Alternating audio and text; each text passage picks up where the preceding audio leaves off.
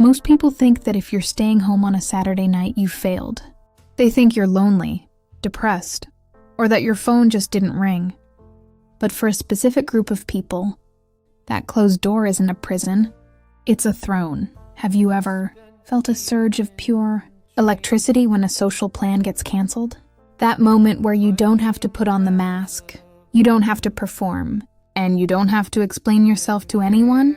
Society calls this antisocial. Psychology calls it a biological necessity. Today, we are going to dive into the hidden world of the professional homebody.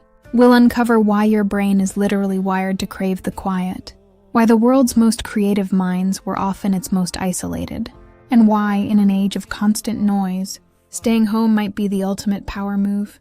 You aren't hiding from life. You're finally living it on your own terms. Welcome to the Psychology of the Deep Processor. Part 2. The Biological Divide.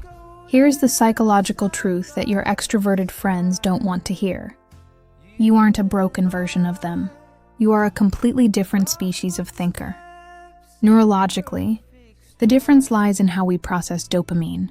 Extroverts have a high threshold. They need the constant hit of social interaction and loud environments to feel alive. But for you, your baseline is already high. Your frontal cortex, the part of the brain responsible for internal thought and problem solving, is constantly buzzing. When you enter a crowded room, it's not just noise to you. You are absorbing every facial expression, every tone of voice, and every unsaid emotion. You are processing a mountain of data that the person next to you doesn't even see. This is why you feel exhausted after 2 hours. You didn't just socialize, you ran a mental marathon. Staying home isn't about avoiding people. It's about preventing a total system crash. Part 3. The Performance of Normal. Think back to your childhood. How many times were you told to go out and play or don't be so shy? From a young age, we are conditioned to believe that participation equals worth. We were taught that the kid sitting alone with a book is a problem to be solved. So we adapted. We went to the parties. We accepted the awkward dinner invites. We forced ourselves into loud bars, nodding our heads to music we hated, just to prove we were functional. But the internal cost was staggering. Psychologists call this social masking. It is the act of performing a personality that isn't yours to satisfy a cultural expectation. But every time you forced it, you felt that hollow ache in your chest. You realized that being alone doesn't make you lonely, but being in the wrong crowd does. The second you decide to stay home, you aren't quitting. You are finally being honest. Part 4. The Myth of the Fallback. Culture suggests that home is the fallback, the place you go when you have nothing better to do. But for the deep processor, home is the presence of preferred activity. When you're home, you aren't doing nothing. You are reading. You are creating. You are reflecting. You are engaging in what psychologists call autotelic activity, engaging in a task for the pure joy of the task itself, without seeking a like or a comment or external validation. Think about the world's greatest thinkers: Nikola Tesla, Albert Einstein, and Emily Dickinson. They didn't change the world by being social butterflies. They changed the world because they protected their solitude. They knew that depth requires space. If you only skim the surface of life, you can go from event to event without getting tired. But if you absorb, reflect, and integrate everything you experience, you need the quiet to survive. Your solitude isn't a weakness.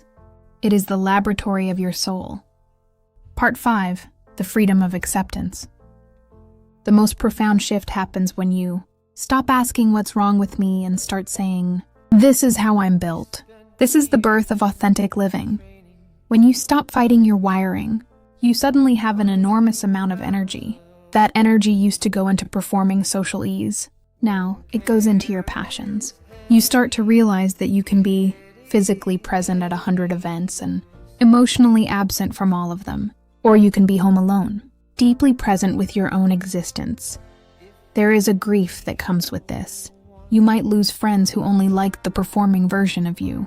You might feel the sting of being misunderstood, but the peace you find in that quiet room is worth more than 1,000 fake connections. You aren't hiding from experience. You are being selective about which experiences actually enrich you. Part 6. Conclusion. So if you're watching this from the comfort of your own room, with the door locked and the world outside, stay there. Don't feel guilty. Don't feel like you're missing out. You are honoring your nervous system. You are practicing the ultimate form of self-care. Your life isn't smaller because it's quieter. It's fuller because it's real. In a world that celebrates participation, remember that presence matters more. If this video felt like a conversation with an old friend, subscribe to Shift Logic. We're building a community of people who aren't afraid of the silence. Comment aligned below if you're staying home tonight and you're perfectly okay with that. Until next time, keep your space sacred and stay true to your own rhythm.